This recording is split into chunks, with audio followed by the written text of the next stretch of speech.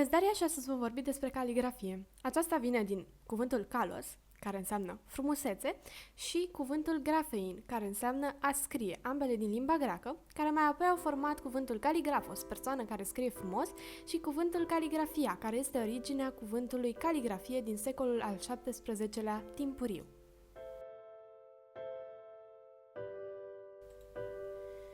Sensul numărul 1. Caligrafia unei persoane se referă la modul de a scrie al unei persoane. Dacă vă doriți să vi-l îmbunătățiți, am lăsat un link în descriere și în colțul din dreapta sus la un videoclip pe care l-am făcut chiar pe această temă. Acest sens nu se mai folosește foarte mult în zilele noastre.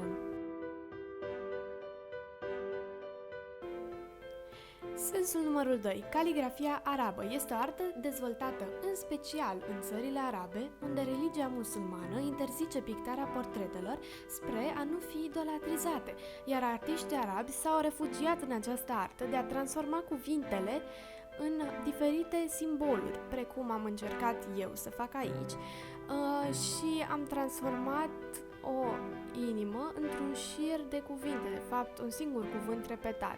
Cuvântul pe care l-am scris s-ar citi Jamil și înseamnă frumos în limba arabă.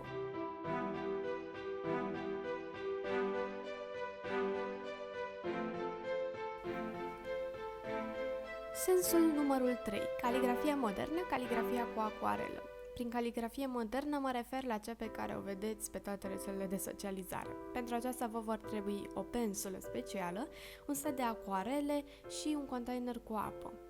Această pensulă are firele foarte moi din păr sintetic, astfel făcând diferența foarte bine între liniile groase și liniile subțiri, precum și un rezervor cu apă, pentru a nu mai cărea containerul cu apă atunci când sunteți pe drum. Am aici și un set de acoarele, 24 mai exact, care își îndeplinesc rolul de culori pentru caligrafie foarte bine, însă nu le-aș recomanda pentru pictorii cu acoarelă. Aici avem un container cu apă, cu două părți, așa vă recomand să vă luați, deoarece o parte va fi pentru apa murdară și cealaltă pentru apa curată, în care vă voi înmui pensula ca să luați culoare. Aici vă voi demonstra puțin ce înseamnă de fapt această caligrafie modernă. Înseamnă un scris cursiv cu liniile ascendente subțiri și cele descendente mai groase, precum vă arăt aici. Liniile ascendente sunt foarte, foarte subțiri și liniile descendente pe cât se poate de groase. Apoi le veți lega pentru exercițiu, deoarece literele sunt cursive și este bine să aveți acest exercițiu al legării. Iar mai apoi, după ce ați reușit să înțelegeți aceste tehnici, puteți să treceți mai departe la scrierea alfabetului, pe cum vă demonstrez eu aici.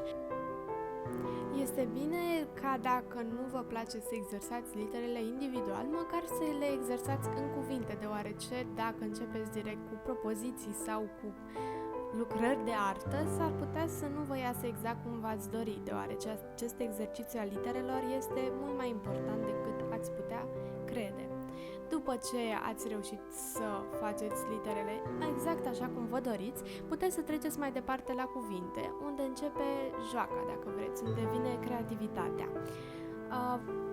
Literele pot fi pe același nivel, pe nivele diferite, ascendente, poate descendente sau combinații ale acestora, precum descendente cu literele pe nivele diferite. Acum vom trece la câteva tehnici specifice acoarelei, precum trecerea de la o culoare la alta.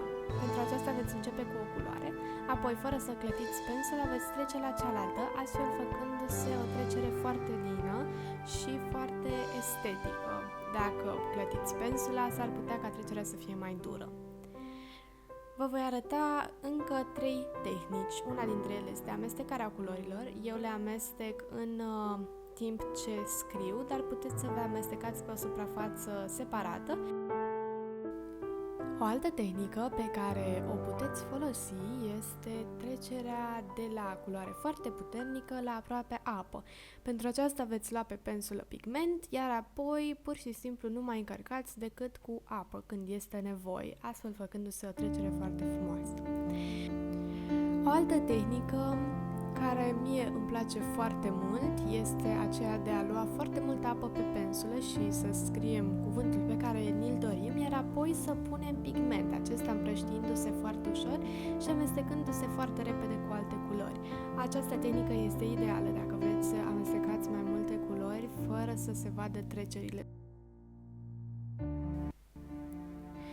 Caligrafia modernă cu pixuri specializate. Aceste pixuri au vârf ca de pensulă, însă este un pic mai dur, din feltru. Eu am unul de la Artline Sticks, pe care îl folosesc pentru titluri.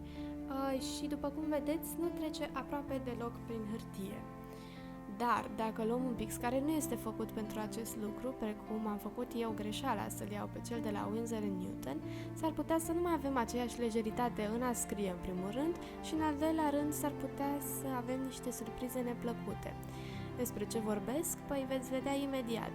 După ce ai scris, s-ar putea ca markerul să se transfere până și pe cealaltă pagină, lucru care nu este de dorit. Și tocmai de aceea eu nu recomand aceste pixuri pentru caligrafie. O să vă arăt și câteva metode alternative. Una dintre ele este să folosiți carioci. Acestea sunt ieftine și ușor de găsit peste tot. Eu folosesc una de la Faber-Castell și acestea funcționează chiar foarte bine pentru caligrafie.